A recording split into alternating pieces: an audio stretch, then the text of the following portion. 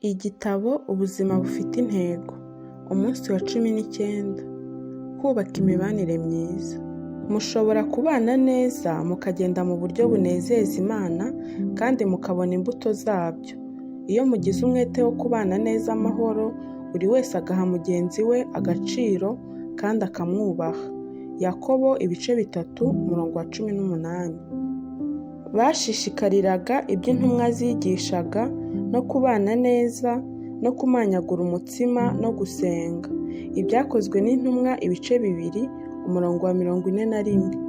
Kubana bisaba kubyitangira. Umwuka Wera wenyine niwe ushobora kurema ubusabane nyakuri hagati y'abizera, ariko abufumbiza ibyo duhitamo n'ibyo twemera kwitangira. Pawulo yerekana urwo ruhare rw'Imana n'abantu agira ati, mwafatanirijwe hamwe n'umurunga w'amahoro kubw'umwuka, mukore uko mushoboye ngo mugume mutyo. Bisaba imbaraga z'Imana n'umwete wacu ngo dushobore kubaka umuryango wa Gikristo urangwa n'urukundo. Ikibabaje ariko ni uko abantu benshi bavukira mu miryango ibana nabi, bityo bagakura badafite ubushobozi bwo kubana n'abandi mu busabane nyakuri. Bene abo baba bakeneye kwigishwa uko babana n'abandi n'uko bashyikirana n'abo mu muryango w'Imana. Umugisha dufite ni uko isezerano rishya ryuzuyemo amasomo y'uburyo bwo kubana n'abandi.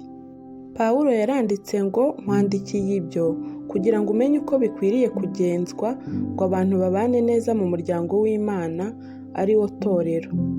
Niba urambiwe ubusabane bujegajega, ukaba ushaka kubaka ubumwe nyakuri n'imibanire irangwa n'urukundo hagati y'itsinda ubamo, umutwe wa Bibiliya wo ku cyumweru cyangwa mu itorero ryawe bizagusaba guhitamo gukomeye no gutinyuka. Kubaka imibanire myiza bisaba kugendera mu mucyo. Bizagusaba kugira umutwaro uhagije ngo utinyuke kuvuga ukuri mu rukundo, n'igihe wumvaga wahitamo kuvuga uca hejuru y'ikibazo cyangwa ukacyirengagiza. Nubwo kenshi icyoroshye ari ukwicecekera iyo abadukikije barimo gucagagurana kubera imyitwarire y'ibyaha, nta rukundo ruba rurimo iyo tubikoze dutyo.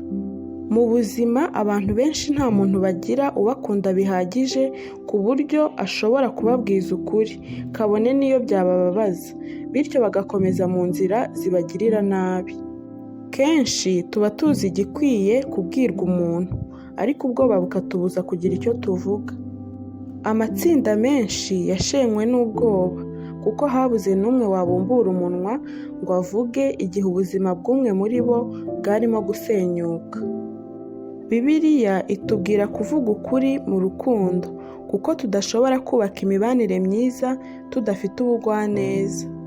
Salomo yabivuze neza ati, igisubizo kitarimo uburyarya ni ikimenyetso cy'ubucuti nyakuri. Rimwe na rimwe ibyo bivuga kugira umutwaro ku buryo utinyuka guhangara umuntu urimo kugendera mu cyaha cyangwa wenda kukigwamo. Pawulo aravuga ngo, bene data, umuntu nakora ibidatunganye hagati muri mwe, mwebwe ab'umwuka mwari mukwiye kumwegera mukamufasha mu bugwaneza kugaruka mu nzira nziza. Amatorero menshi ndetse n'amatsinda mato ananirwa gushora imizi y'ubusabane kubera gutinya guhangana. Iyo ikibazo kivutse kigaragara nk'igishobora guteza ubwumvikane buke cyangwa kikabangamira bamwe, bihutira kugisiribanganya bakagica hejuru ngo barengere agahenge k'igisa n'amahoro ariko atariyo. Bantiteranya bakihutira guhumuriza buri wese wumvaga abangamiwe n'ibyari bivuzwe, ikibazo ntigikemuke, bose bagasigarana ingingimira ku mutima. Buri wese akaba azi ko ikibazo gihari, ariko ntihagire utinyuka kugishyira ahagaragara. Bene ibyo bibyara indwara y'umwijima w'amabanga avukamo impuha n'amazimwe. Igisubizo cya Pawulo kuri bene ibyo bibazo kiza kidaca hirya no hino, aho agira ati, bene data, mwiyambure ibinyoma, muve mu kwishushanya, mubwirane ukuri. Mu mubiri wa Kristo turi ingingo za bagenzi bacu. Iyo ubeshya abandi, amaherezo nawe uba wishuka.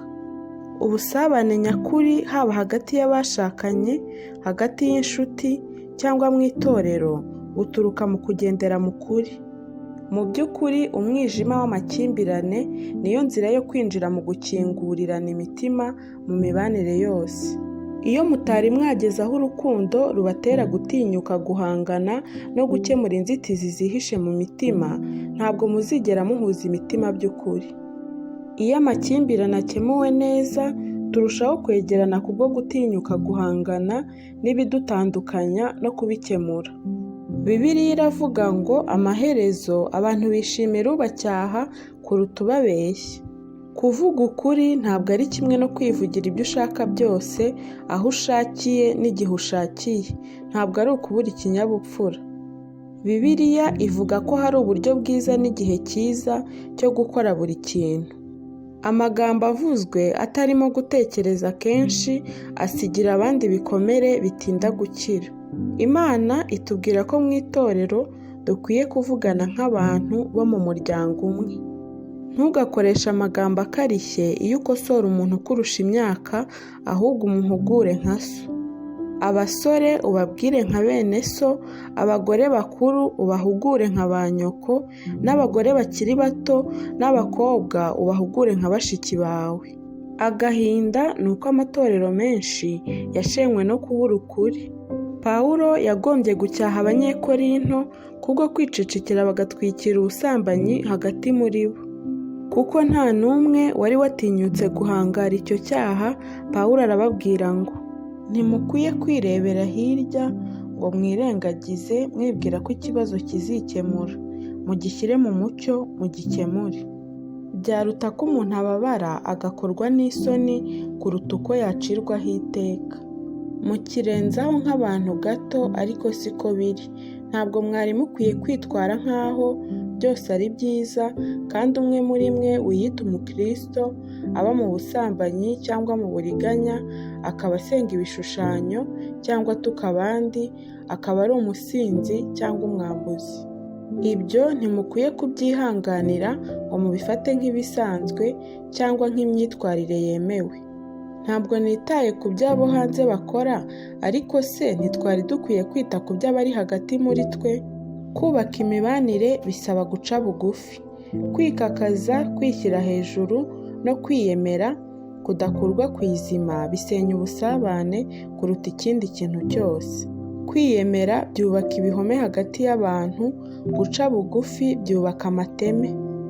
Kwicisha bugufi niyo mavuta yoroshya kandi akomora imibanire. Niyo mpamvu Bibiliya ivuga ngo mukenyere kwicisha bugufi kugira ngo mukorerane. Umwambaro mwiza ukwiye w'abashaka kubana neza ni ukugira umutima wo guca bugufi.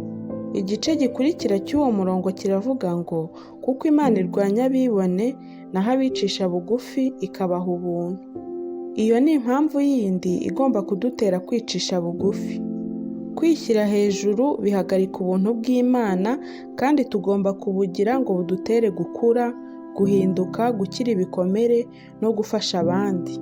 Tubona ubuntu bw'Imana iyo duciye bugufi tukemera ko tubukeneye. Bibiliya itubwira ko iyo twishyize hejuru tuba duhanganye n'Imana. Iyo ni imibereho y'ubupfapfa kandi ishobora kudushyira mu kaga. Ushobora gukura mu kwicisha bugufi mu buryo bwinshi. Iyo wemera intege nke zawe, iyo wihanganira intege nke z'abandi, iyo wemera gukosorwa, iyo ushyira abandi imbere. Pawulo atugira inama ngo muhuze imitima. Ntimukararikire kugaragara nk'abakomeye, ahubwo mwemere kubana n'aboroheje. Ntimukiyite abanyabwenge. Abakristo b'i Filipi bo yarabandikiye ngo muhe abandi icyubahiro kuruta uko mukishakira. Umuntu wese muri mwe areke kwizirikana ubwe gusa, ahubwo azirikane n'abandi. Kwicisha bugufi si ukwitekereza nabi, ni ukutitekerezaho kenshi. Kwicisha bugufi ni ukurushaho gutekereza ku bandi. Abantu baca bugufi bita cyane ku kwita ku bandi, ntibirebaho. Kubaka imibanire myiza bisaba kubahana. Kubahana ni ukwitondera ibyo tudahuje, kwakira neza amarangamutima y'abandi no kwihanganira abantu bakora ibintu biturakaza. Bibiliya iravuga ngo dukwiriye kwihanganira intege nke z'abandi. Pawulo yandikiye Tito ati abantu b'Imana bagomba kugira umutima wagutse kandi bakerekana ubugwaneza. Muri buri torero no muri buri tsinda rito habamo iteka umuntu nibura umwe ugoye, ariko kenshi aba arenze umwe. Bashobora kuba ari abantu bafite ubukene bwo ku mutima bwihariye, bafite gushidikanya kwinshi muri bo, bafite imyitwarire itera umujinya, cyangwa se batazi kwitwara neza ku bandi. Ushobora kubashyiraho icyapa kivuga ngo wegere hano witwaje ubuntu bwinshi. Bene abo bantu Imana yabashyize hagati muri twe kugira ngo ibagirire neza kandi natwe tugirire neza. Ni imfashanyigisho idutera gukura kandi ni ikizamini cy'ubushobozi bwacu bwo gusabana. Ese tuzashobora kubafata nka bene data kandi tubaha agaciro? Mu muryango ntabwo bemerana bishingiye ku bwenge, uburanga cyangwa ubushobozi. Twemerana kuko tuva inda imwe. Iteka turwana ku muryango tukawurengera. Umwe mu bacu ashobora kuba afite imyitwarire ibangamye ariko arakomeza akaba uwacu. Ni muri ubwo buryo Bibiliya nayo ivuga ngo mugirane urugwiro nk'abo mu muryango ukundana, mube intangarugero mu guha buri muntu icyubahiro. Mu by'ukuri twese tugira ingeso n'imyitwarire bibangamira abandi, ariko kubana ntabwo bivuga kuba duhuje. Ishingiro ry'ubusabane bwacu ni imibanire yacu n'Imana. Turi mu muryango. Kimwe mu byoroshya kubahana ni ukumenya ibyo abantu banyuzemo. Iyo umenya amateka yabo, iyo uzi neza ibyo banyuzemo, bizakorohera kubumva. Aho guhangayikishwa n'urugendo bagifite imbere, utekereze intambwe bamaze gutera bajya imbere nubwo bagize ibikomere nk'ibyo bafite. Ikindi gifasha mu kubahana ni ukwirinda gupfobya gushidikanya kw'abandi. Kuba ibintu bimwe na bimwe bitaguhangayika ntibivuga ko uwo bihangayika aba adafite impamvu. Imibanire myiza itangira gushinga imizi iyo abantu bazi ko bashobora gushyira ahagaragara gushidikanya kwabo n'ubwoba bwabo badatinya gusekwa. Kubaka imibanire myiza bisaba kugira ibanga. Iyo abantu bizeye kwakirwa neza no kubikirwa ibanga, nibwo bafungura imitima yabo bagashyira ahagaragara ibikomere byabo, ibyo bakeneye n'amakosa yabo. Kugira ibanga ntabwo ari ukwicecekera iyo umuvandimwe arimo gukora ibyaha. Bivuga ko ibyo abantu bavugiye mu itsinda ryanyu biguma hagati yanyu, mukabikemura hagati yanyu, ariko ntimubikwize hanze mu bandi. Imana yanga amazimwe, cyane cyane iyo abantu bayahisha mu gisa n'ibyifuzo by'amasengesho ku bibazo by'abandi. Imana iravuga ngo amazimwe akwizwa n'abagore ku kuri kandi bakurura intonganya bagatandukanya inshuti z'amagara. Amazimwe iteka akomeretsa imitima kandi akazana amacakubiri, yica ubusabane, kandi Imana ibivuga yeruye ko tugomba gucyaha abazana amacakubiri hagati y'abizera. Bishobora kubarakaza bagafata icyemezo cyo kuva mu itsinda cyangwa mu itorero ryanyu iyo bashyize mu mucyo kuri iyo myifatire itera amacakubiri, ariko ubumwe bw'itorero bufite agaciro kuruta umuntu uwo ari we wese. Kubaka imibanire myiza bisaba kubonana kenshi. Mugomba guhura kenshi mu gihe kizwi kidahinduka kugira ngo ubusabane bwanyu bube ubw'ukuri. Kubaka ubucuti bisaba igihe. Bibiliya iratubwira ngo twe kwirengagiza guteranira hamwe nk'uko bamwe bajya babigira, ahubwo duhugurane. Tugomba gushimangira akamenyero ko guhura. Akamenyero ni ikintu ukora kenshi, atari rimwe na rimwe gusa. Ugomba kumarana igihe n'abantu, igihe cyinshi, iyo ushaka kubaka ubumwe nyakuri. Niyo mpamvu ubusabane mu matorero menshi usanga butagira imizi. Ni uko tutamarana igihe gihagije.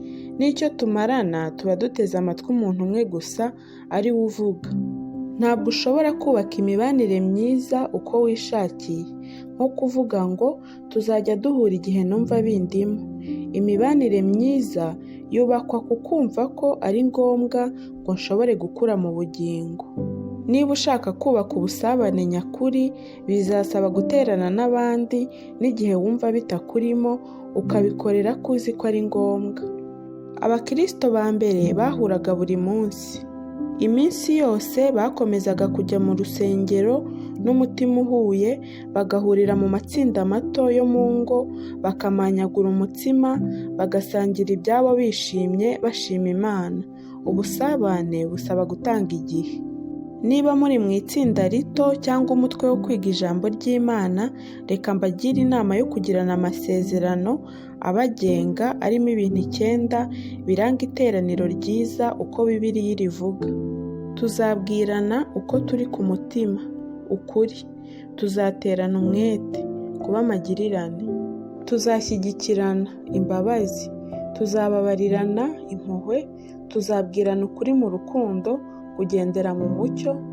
Tuzemera intege nke zacu, guca bugufi. Tuzemerana nubwo tudahuje, kubahana. Tuzirinda amazimwe, ibanga, kandi tuzabonera umwanya itsinda turimo, kubonana kenshi. Iyo urebye urwo rutonde rw'ibikenewe, uhita usobanukirwa impamvu ubusabane nyakuri butaboneka henshi. Bisaba kureka kwirebaho no kuba nyamwigendaho bisanzwe biranga kamere muntu, kugira ngo wemere kwishingikiriza ku bandi. Ariko inyungu iva muri uko gusangira ubuzima iruta kuri ibyo biguzi biba byatanzwe, kandi bikadutegurira kuba mu ijuru. Umunsi wa 19: gutekereza ku ntego y'ubuzima bwanjye. Ingingo yo kuzirikana: imibanire myiza isaba kuyitangira. Umurongo wo gufata mu mutwe: tumenya urukundo nyakuri icyo ari cyo iyo dusobanukiwe ko Kristo yatanze ubugingo bwe ku bwacu. Ibyo bivuga ko natwe dukwiye gutanga ubugingo bwacu ku bwa bene data. Yohana 1:3, umurongo wa 16. Ikibazo cyo gutekerezaho: nakora nte ngo ngendere mu biranga ubumwe nyakuri mu itsinda ndimo no mu itorero ryanjye?